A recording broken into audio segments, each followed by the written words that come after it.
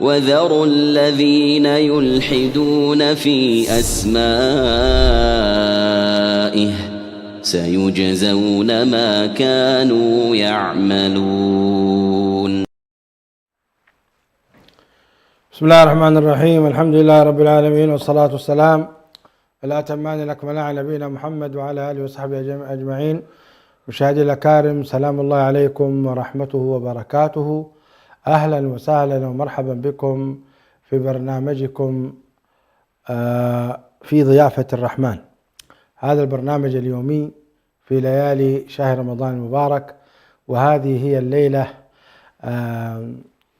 18 من شهر رمضان المبارك لعام 1045 من الهجرة النبوية الشريفة.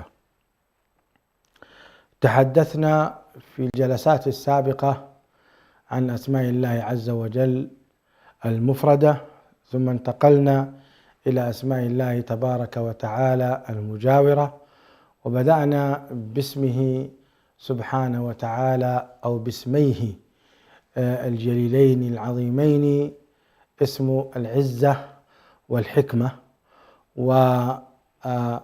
وتحدثنا فيهما في بعض الآيات التي وردت في بعض المواضع التي تكون مناسبة مع الاسمين العزيزين الجميلين الجليلين العزة والحكمة.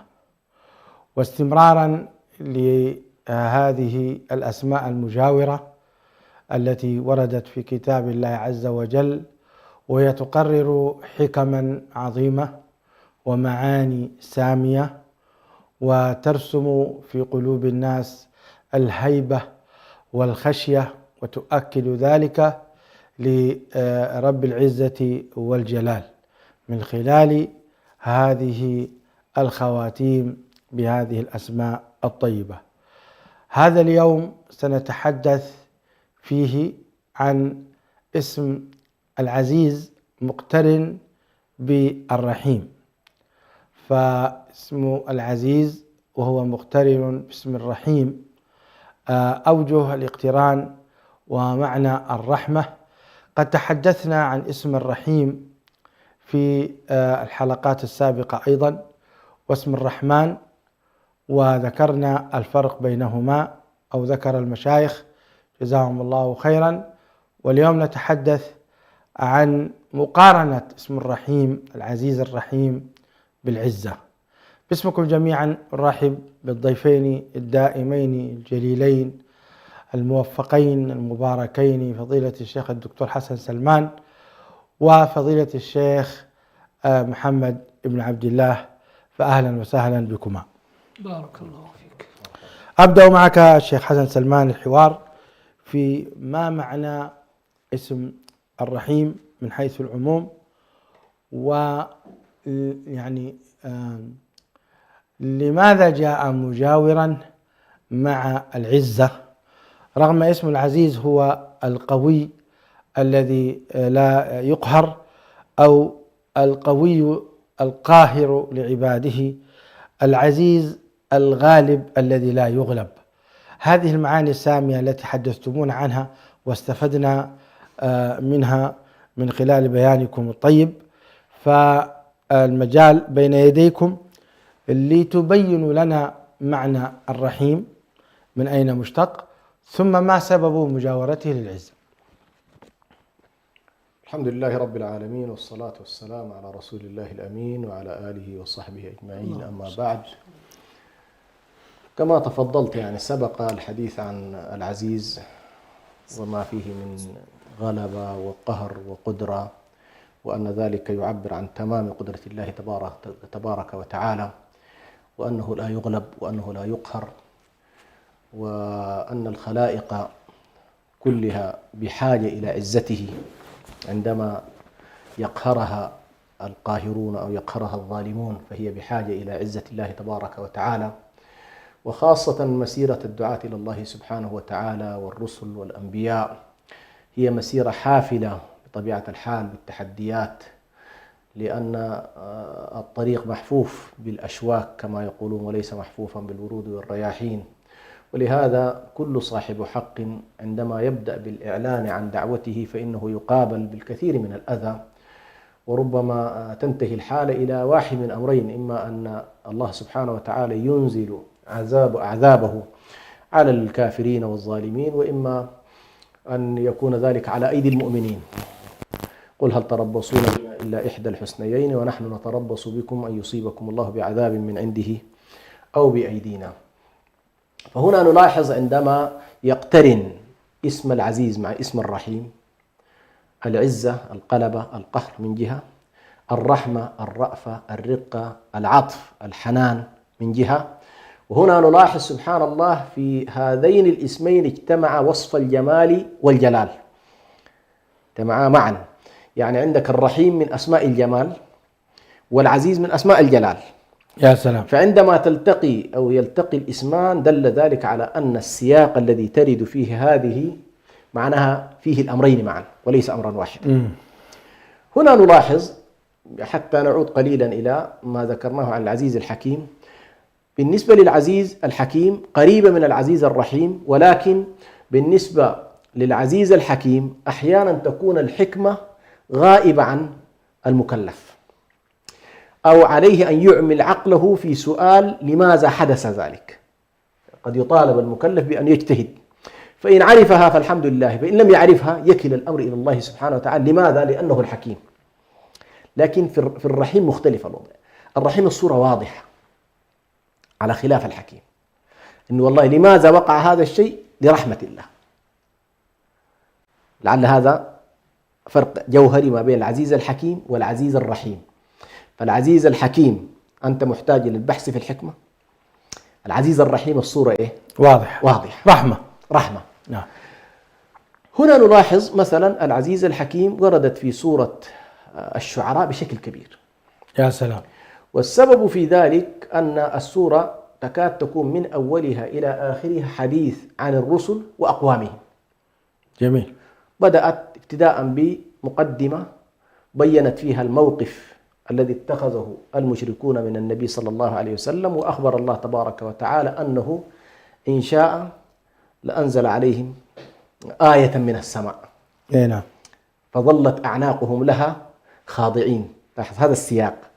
تأتي بعد آيتين ثلاثة مباشرة قول الله تبارك وتعالى: وإن ربك لهو العزيز الرحيم. صحيح. فالسياق الذي ترد فيه تلاحظ بأنه والله ابتداء تشير الآية إلى عزة الله، ولكن تشير في نفس الوقت سواء بنزولها أو امتناعها بأن المانع أو الفعل هو رحمة الله تبارك. فهنا مثلا فظلت ما فعلها الله. لماذا ما فعلها؟ ولماذا لم ينزل الآية التي تخضع لها أعناق هؤلاء رحمة بهم؟ في البداية أشار إلى هذا الموضوع، ثم دخل بعد ذلك في قصة موسى عليه السلام، قصة ما شاء الله يعني سرد طويل جدا مع فرعون وكذا، ثم ختمها بإهلاك فرعون ونجاة موسى. وهنا نلاحظ الله تبارك وتعالى السياق كله يكون فيه عموما إهلاك ونجاة، إهلاك ونجاة، أو نجاة وإهلاك. صحيح. فهنا لاحظ الآن أنت الإهلاك تناسبه إيش؟ تناسبه العزة. صحيح. لكن النجاة تناسبها إيه؟ الرحمة. فكأنما الله سبحانه وتعالى في القصص هذه كلها، قصة موسى، قصة إبراهيم، قصة هود، قصة صالح، قصة لوط، قصة شعيب، هذه كلها فيها إهلاك وفيها نجاة، فيها إهلاك وفيها نجاة، فيها وهكذا. وتنتهي سبحان الله 8 مرات. يعني كأننا نقول لماذا أهلك الله هؤلاء؟ لأنه عزيز. أنه عزيز. ولماذا نجى الله الرسل وأقوامهم؟ لأنه رحيم. لأنه رحيم. فالقصص هذه سبحان الله كلها تقريبا بهذا الشكل. يعني ولذلك كان تعجبني تغريدة للشيخ المعصراوي، حياكم الله شيخنا، شرفتمونا وزرتمونا، جزاكم الله خير. شيخ المعصراوي الله يجزيه خير، يقول: لا تقولوا نجوت لأنني صليت صلاة الفجر في جماعة، ولكني نجوت من حادث أليم برحمة الله وفضله. فهذا كلام حقيقة. نعم يعني الله هكذا. والله تستوقفني كثيرا هذه الآيات، كل ما ترى أن الله سبحانه وتعالى يختمها، وكان يمكن أن تكفي إشارة واحدة لكن تنتهي وأنجينا موسى ومن معه أجمعين ثم أغرقنا الآخرين. نعم. إن في ذلك لآية وما كان أكثرهم مؤمنين وإن ربك لهو العزيز الرحيم. سبحان الله. لاحظ هكذا مع موسى وهكذا مع إبراهيم وهكذا مع هود يعني كل هذه القصص تجد الختام فيها وإن ربك لهو العزيز الرحيم. سبحان. يأتي السؤال هنا طبعا لماذا حصل تقديم العزيز على الرحيم؟ يعني تكلم فيها على كل العلماء، لكن رأيت أن بعضهم مال إلى أن السياق اللغوي أو السياق القصصي كان فيها تقديم الهلاك على النجاة، لكن هنا لاحظ مع موسى فيها تقديم. لاحظ أنجينا موسى ومن معه وأهلكنا بعد الباقي. صحيح. نعم. لكن السياق الكلي عموما للآيات فيه عموما الإهلاك ثم ثم النجاة، فناسب ذلك على كل. لكن الخلاصة سبحان الله بعد كل هذا، بعد 8 تقريبا مواطن أو 7 موطن الذي يقول فيها وإن ربك لهو العزيز الرحيم، في نهايات السورة الخطاب المباشر يا مشاهدي ماذا نستفيد من هذه المسألة؟ إهلاك هؤلاء، نجاة هؤلاء، إهلاك هؤلاء، نجاة هؤلاء. قال له تبارك وتعالى وتوكل على العزيز الرحيم. الله.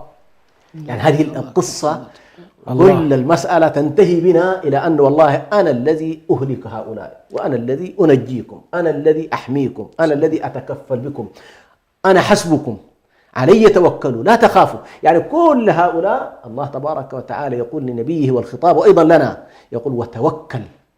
يعني من كل هذا ماذا نستفيد من العزيز الرحيم؟ أن تتوكلوا عليه. طبعا توكل على الله سبحانه وتعالى فيه الثقة، فيه الالتجاء، فيه الحسب، فيها أشياء كثيرة جدا. أنت عندما تتوكل على الله سبحانه وتعالى كما في قوله تبارك وتعالى وتوكل على الحي الذي لا يموت. صحيح. فإذا كان أنت تتوكل على العزيز الرحيم هنا نفس الشيء تتوكل على الحي الذي لا يموت. سياق الآيات وسباقه جميل يا شيخ حسن. نعم. تسمح لي أقرأ؟ نعم. قال تعالى فلا تدع مع الله إلها آخر نعم. فتكون من المعذبين. نعم. وأنذر عشيرتك الأقربين. الله أكبر. نعم. واخفض جناحك لمن اتبعك من المؤمنين فإن عصوك فقل إني بريء مما تعملون. الله أكبر. وتوكل على العزيز الرحيم الذي يراك حين تقوم وتقلبك في الساجدين إنه هو السميع العليم. يا سلام. يعني سبحان الله ما تشبع من هذا الكلام. مستحيل. يعني انظر يقول له الذي يراك، يعني يرى نبضات قلبك ويرى مشاعرك ويرى أحاسيسك وكل ما خفي وتقلبك في السجد، سواء فيما أنت فيه من عبادة لله تبارك وتعالى أو أنت فيه من ضرب في المعاش أو أنت في جهاد الدعوة إلى الله أو أمر بالمعروف أو نهي عن المنكر. الله يراك وبالتالي عليه توكل فهو العزيز الرحيم. والعجيب أن هذه نهاية التوجيهات الإلهية. نعم. في بدايتها قال له لعلك باخع نفسك ألا يكونوا مؤمنين. نعم. وهنا يقول له واخفض جناحك للمؤمنين فإن عصوك فقل إلى أن قال وتوكل على العزيز الرحيم الذي يراك حين تقوم وتقلبك في الساجدين. الله أكبر. فشوف سبحان الله، يعني كان يمكن الآية أن تختم وتوكل هنا لاحظ مثل ما ختمت في مثل الفرقان وتوكل على الحي الذي لا يموت. لاحظ. لكن هنا السياق كله سياق عزة ورحمة، فناسب ذلك أن يكون التوكل بنفس هذا الاسم، هذا الاسم الذي تكرر. وما معنى طيب هنا وتوكل على العزيز الرحيم؟ يعني كأن الله يقول توكل على العزيز الذي يحميك من أي ضرر. نعم. بعزته وقوته. نعم. ويرحمك يرحم ضعفك ويرحم حاجتك. نعم. ويرحم كذا، وهو الذي يهديك وهو الذي يضلك وهكذا. فإذا كان القصص هذه كلها أنت رأيتها بهذا الشكل وتكرر معك هذا الاسم العزيز الرحيم، فإن المناسبة تقول بأن والله الذي تتوكل عليه هو هذا. فهذا الاسم سبحان الله له دلالات عظيمة جدا في حياتنا، سواء كان في الحياة الخاصة أو في الحياة العامة أو في مسيرة الدعوة إلى الله سبحانه وتعالى أو في مسيرة الجهاد في سبيل الله، وخاصة إخواننا المجاهدين في غزة عليهم استحضار هذا الاسم العظيم. وتوكل على العزيز الرحيم الله الذي يراك حين تقوم وتقلبك في السجد. كلام جميل، كلام جميل. فضيلة الشيخ محمد، قال الله تبارك وتعالى في سورة الروم: ألف لام ميم غلبت الروم في أدنى الأرض وهم من بعد غلبهم سيغلبون في بضع سنين لله الأمر من قبل ومن بعد ويومئذ يفرح المؤمنون بنصر الله ينصر من يشاء وهو العزيز الرحيم. هذه الآيات العظيمات المباركات التي تدل على يعني عظم شأن الله تبارك وتعالى، يفعل ما يشاء، لا يسأل عما يفعل وهم يسألون. فهو هنا سبحانه وتعالى قال ينصر من يشاء، إن شاء نصر المؤمنين وإن شاء نصر غير المؤمنين بحكمته سبحانه وتعالى وبأمره. تعليقكم حول هذه الآية الكريمة وما سبب ورود العزة والرحمة؟ بسم الله والصلاة والسلام على رسول الله وآله وصحبه ومن والاه بعد. هذه الآية أو هذه الآيات في ابتداء سورة الروم هي كانت في العهد المكي، حينما كان المسلمون تحت سطوة المشركين في مكة. ولا شك أن الفريقين، فريق الروم وفريق الفرس، يمثلان قيم أو فلنقل توجه معين. الروم يمثلون التوجه النصراني اللي هو توجه أهل الكتاب، أحسنت، بينما الفرس يمثلون الوثنية. نعم. فالروم أقرب إلى المسلمين من حيث أنهم أهل الكتاب، أهل السماء. نعم. والفرس هم أقرب إلى المشركين لأنهم وثنيين مثلهم. يا سلام. هنا في هذا المقام، في هذا العهد المكي الذي يرزح فيه المؤمنون تحت سطوة الكفار وتعذيبهم وتنكيلهم، لا شك أن الآيات القرآنية تعطي هؤلاء بارقة أمل. وهذه البارقة تمثلت في هذا الحدث الكبير. الله جل وعلا الآن يجلي لهم أن الروم والفرس التقوا، وكانت الغلبة في ابتداء في البداية كانت الغلبة في المعركة الأولى كانت للفرس، ولكنه بشرهم أن الروم سيغلبوا الفرس. وهنا يعني أن الموضوع أن أهل الكتاب وإن كانوا على ضلالة إلا أنهم ينتصرون لأنهم يمثلون كتابا سماويا حتى لو كان منحرفا. وأولئك الفرس يغلبون لأنهم يمثلون الوثنية والكفر. فهنا هذا الأمر يعطي بارقة أمل للمؤمنين أن هؤلاء وهم على هذا الضلال وعلى هذا الكفر، لأنهم أهل الكتاب، لأنهم يؤمنون بهذا الكتاب، الله جل وعلا نصرهم. وهؤلاء لأنهم مشركون ووثنيون الله خذلهم. هنا ستقول طيب ما الفائدة لهؤلاء المؤمنين؟ الفائدة أنهم في هذا معترك ما بين المؤمنين وبين المشركين، هذا يمثل عندهم أن الله جل وعلا غالب على أمره، وأن هؤلاء المؤمنين الذين هم يستضعفون الآن سيغلبون غدا وسينتصرون، وأن الوعود التي يعدها الله جل وعلا للمؤمنين أنها لا شك أنها ستتحقق. فهنا في نهاية الآية في الخاتمة ينصر من يشاء وهو العزيز الرحيم. العزيز هنا أن الله جل وعلا قادر كما أنه نصر هؤلاء الروم على الفرس، قادر على أن ينصركم في مستقبل أيامكم.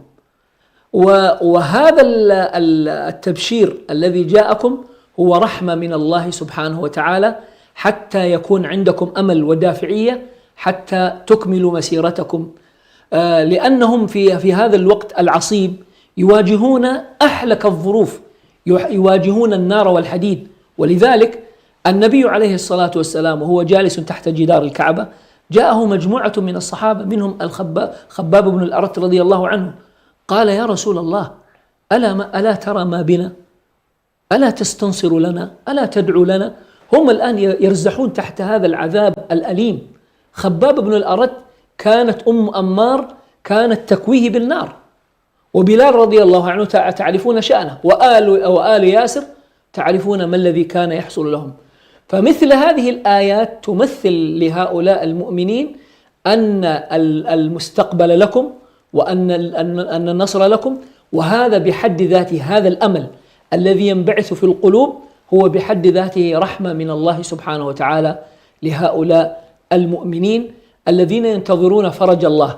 فانتصار هؤلاء الروم بالنسبة لهم يعني أن الغد لكم، وأنتم أصحاب الحق، وأنتم أصحاب التوحيد، وأنتم تمثلون الكتاب الخالد إلى يوم القيامة. هذا ما أراه في ختام هذه الآية، والله تعالى صحيح. وهذا وجه آخر أيضا، لو مثلا هزمت الروم لكان ذلك مشقة كبيرة على المؤمنين، فالله سبحانه وتعالى نصر الروم رحمة بالمؤمنين، رحمة بهم وشفقة عليهم، أقصد المؤمنين المسلمين. ففي نصر الله سبحانه وتعالى للروم وهم الأقرب إلى النبي صلى الله عليه وسلم كما تفضلتم، هذا النصر فيه رحمة للمؤمنين من حيث الأمل الذي أنت قلت، وفيه رحمة من حيث عدم انكسار قلوبهم أيضا. ولو هناك إضافة للشيخ حسن قد يفتح الله عليك أيضا بشيء، خصوصا هذه الآية. جزاه الله خير الشيخ، يعني وفى وكفى، ولكن كما تفضلت يعني يبدو لي أيضا في إضعاف القوتين، نصر الأولى ثم بعد ذلك هزيمتها أمام الطرف الآخر، أيضا فيه رحمة لهؤلاء المستضعفين الذين سيواجهون أيضا الكتلتين معا في يوم من الأيام. وبالتالي اقتضت رحمة الله سبحانه وتعالى وعزته جل جلاله أن يكسر هؤلاء مرة ويكسر هؤلاء مرة، فتضعف الروم من جهة وتضعف فارس من جهة، ثم عندما تأتي القوة الثالثة اللي هي قوة المؤمنين، اللي قوة المؤمنين، تكون وجدت على الأقل الكتلتين في حالة إيه؟ حالة من الضعف العسكري والضعف السياسي. وهذه سبحان الله عموما سنة الله سبحانه وتعالى في إطار المدافعات الكونية. نحن اليوم نعاني من هيمنة عالمية وهيمنة كبرى لدول الكفر، أحيانا الشرق وأحيانا الغرب، وأحيانا المسلمين تجدهم في حالة من اليأس إنه ماذا سيكون الأمر، ثم فجأة سبحان الله تندلع حرب في مكان ما، فيضرب الله سبحانه وتعالى بعضهم ببعض على غير تخطيط من المسلمين، ولكنه محض مكر الله سبحانه وتعالى بهؤلاء الطغاة.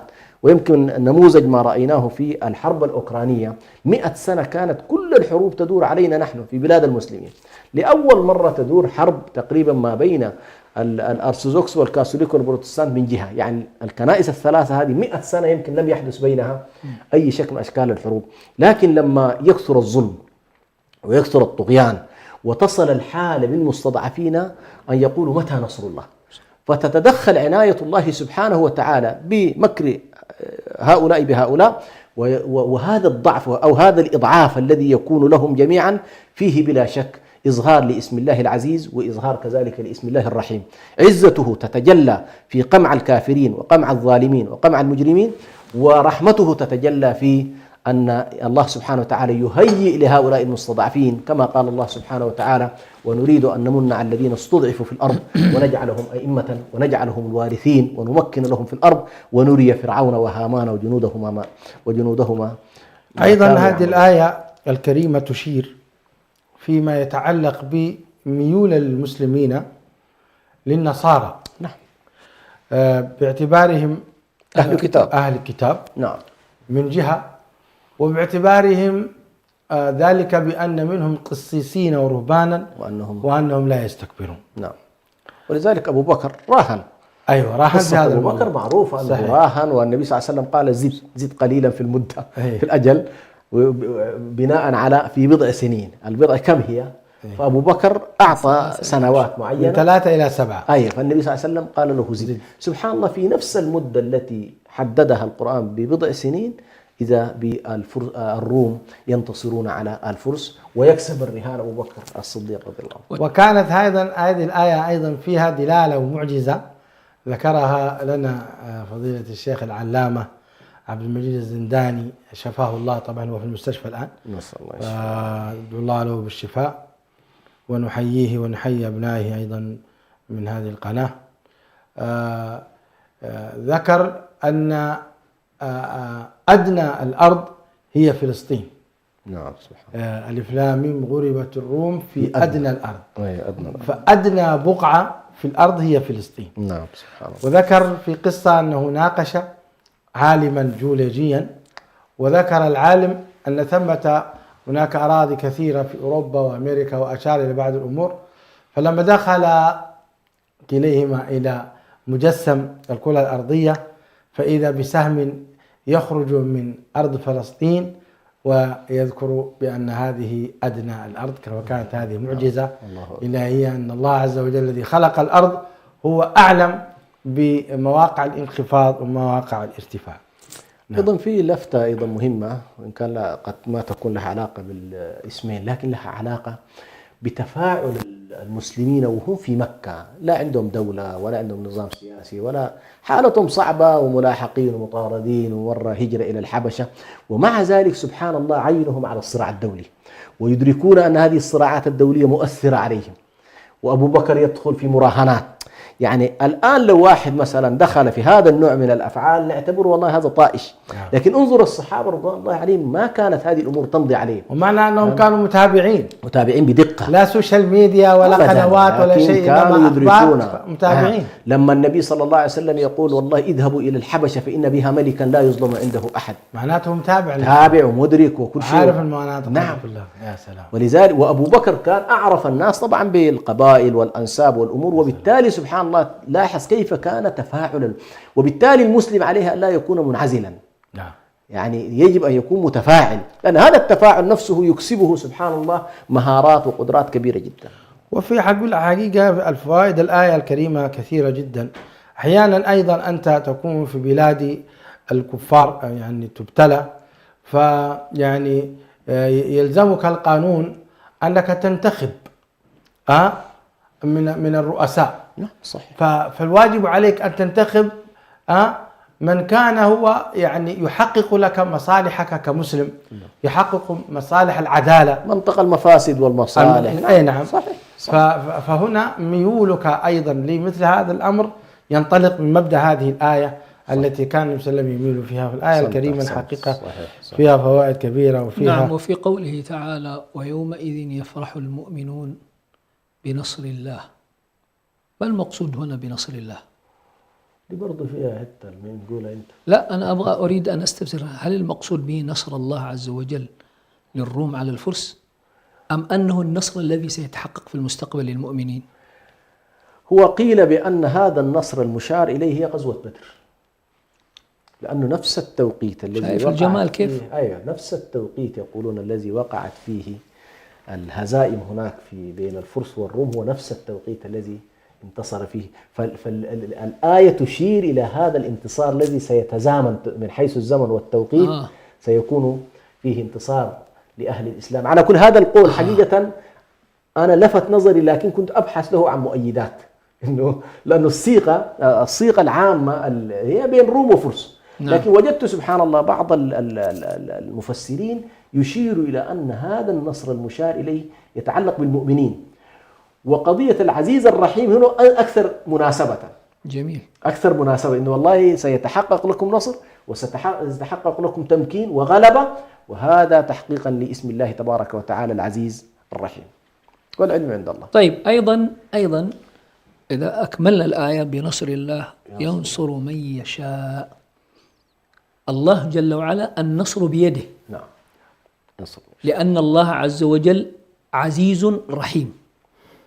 عزيز هو الذي يملك النصر، ينصر الروم على الفرس وينصر المؤمنين على المشركين، ورحيم بهؤلاء المؤمنين لأنهم اتبعوا يعني هدي المرسلين وآمنوا بالكتاب المبين ووحدوا الله جل وعلا، فهو رحيم بهم حتى وهم أضعف قوة، فبرحمة الله سبحانه بعزة الله وبرحمته يجعلهم يغلبوا هؤلاء الذين يفوقونهم عددا وعدة.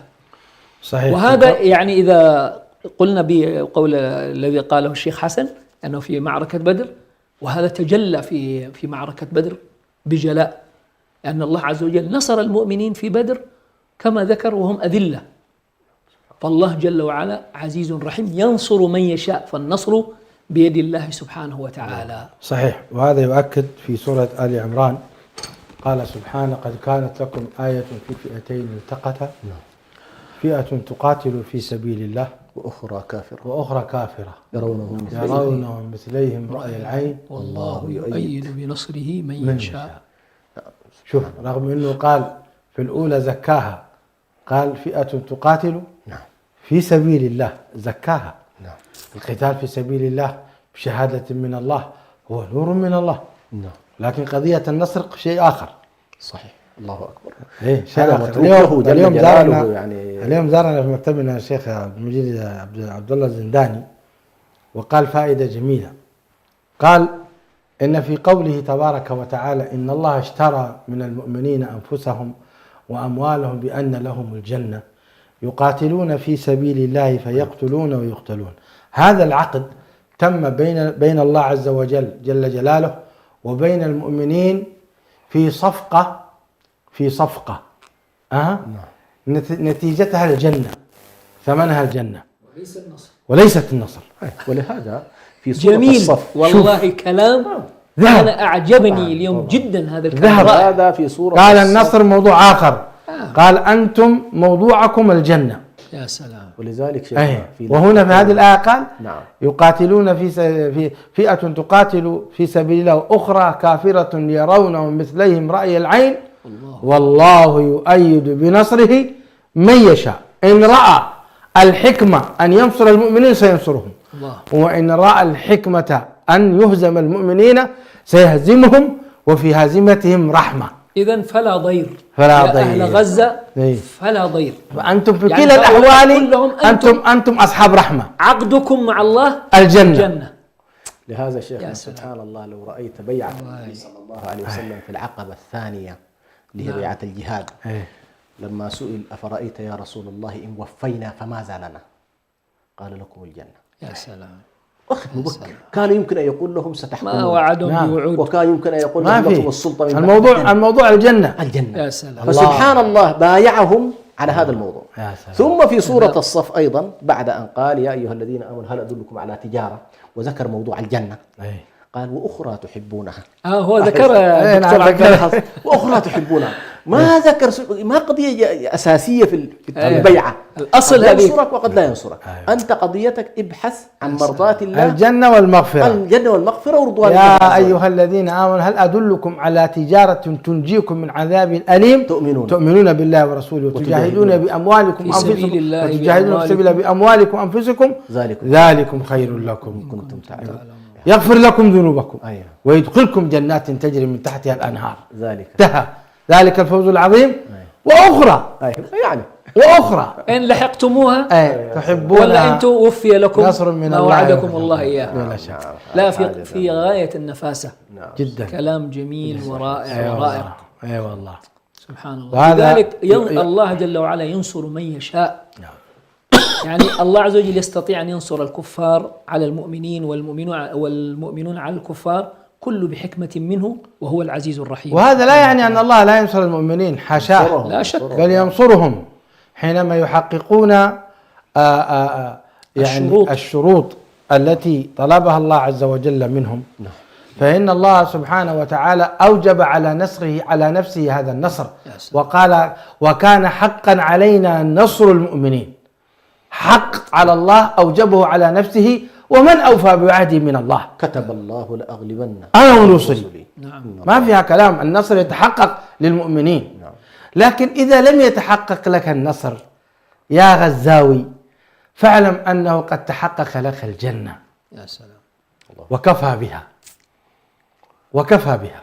فما بالك ورسول الله صلى الله عليه وسلم بين ظهراني المؤمنين، ويقع ما يقع في أحد ويقع ما يقع في حنين. إذا تخلفت بعض الأمور التي اشترطها الله جل وعلا على المؤمنين، فالله جل وعلا يوقع عليهم يعني على الأقل بعض بوادر الهزيمة.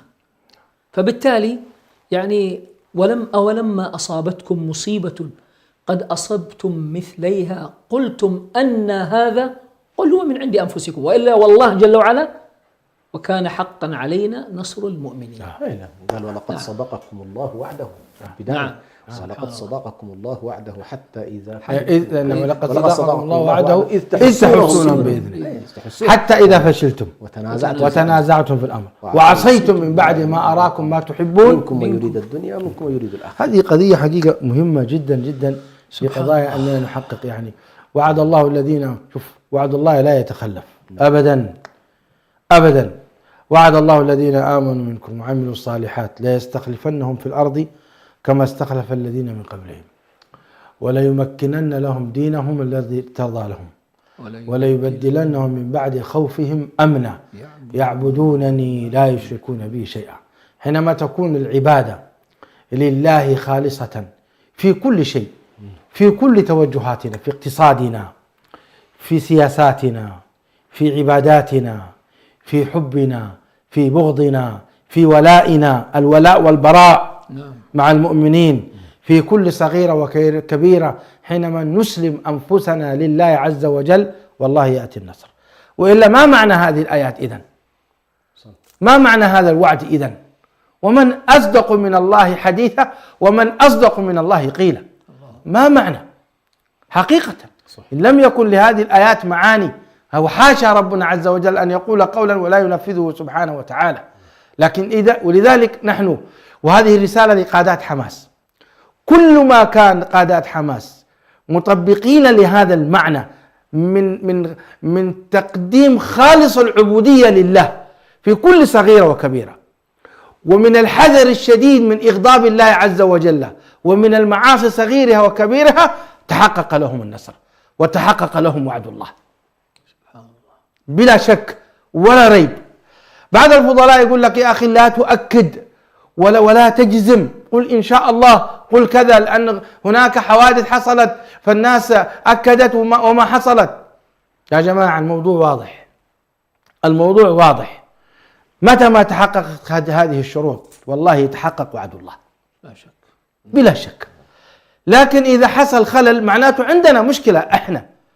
إحنا في قياداتنا، في شعبنا، في نقصنا، هناك في نقص حاصل. لذلك هذه الآية التي أنت تلوتها، قل هو من عند أنفسكم، هذه هي يعني قاعدة ومنهج إلى قيام الساعة. كل ما كان في نقص فينا معناته بما كسبت أيدينا. وهذا إحدى تفسير قوله تبارك وتعالى إن أحسنتم أحسنتم لأنفسكم وإن أسأتم فلها. وكذلك إحدى تفسير قوله تعالى فإن عدتم عدنا، يعني إن عدتم إلى الاستقامة وإلى الطاعة عدنا إلى التمكين والنصر كما حصل للصحابة من الفتوحات، وإن عدتم إلى المخالفة وإلى انشغال بالدنيا كما حصل في بعض الخلفاء العباسيين وغيرهم فإنه يكون عندكم أيضا ذاك الإخفاق. هذه خلاصتها. نعم والله المستعان. ما شبعنا حقيقة من هذه الآية العظيمة. أيوة والله العزيز الرحيم، لأن نحن بحاجة ماسة إلى النصر، نشتاق هذا الموضوع. ولذلك ربنا عز وجل لما علم ما في قلوب المؤمنين قال قاتلوهم يعذبهم الله بأيديكم ويخزهم وينصركم عليهم ويشفي صدور قوم مؤمنين. لماذا يا شيخ حسن أشار الله إلى الصدور فقال ويشفي صدور قوم مؤمنين؟ يعني ما يحدث اليوم في غزة من قتل للنساء والأطفال والشيوخ وتعمد ذلك، يقولون لهم اذهبوا واستلموا المواد الغذائية، فإذا توجهوا لأجل أن يستلموها جاء هذا كيان الصهيوني المجرم ويقصف هؤلاء المدنيين وهم يستلمون المواد الغذائية. هذا ما يجعل في قلوبنا حنقا وحقدا على هؤلاء. لذلك نسأل الله أن يمكننا من أكتافهم، نسأل الله أن يمكن المجاهدين من أكتافهم ورقابهم ويعذبهم الله بأيدي المقاومة. مشاهدي الأكارم، انتهى الوقت والزمان، ولم تنتهي الآيات ونحن نتحدث عن هذا. حقيقة نحن في نعمة كبيرة، نسأل الله تعالى أن يديم علينا نعمه وأن يفتح علينا فتوح العارفين، وأن يوفقنا سبحانه وتعالى وينصر إخواننا المجاهدين في غزة وفلسطين وفي كل مكان. في كل مكان مجاهد يجاهد من أجل كلمة الله سبحانه وتعالى. نسأل الله تعالى أن ينصره وأن يوفقه للغلبة وأن يرزقه الشهادة ويدخله الجنة بغير حساب ولا سابق عذاب. أتوجه إليكم مشاهدي الأكارم بالشكر الجزيل، كما أتوجه للشيخين الجليلين، والشكر موصول للإخوة في الكنترول، والله تبارك وتعالى أحكم وأعلم. السلام عليكم ورحمة الله وبركاته.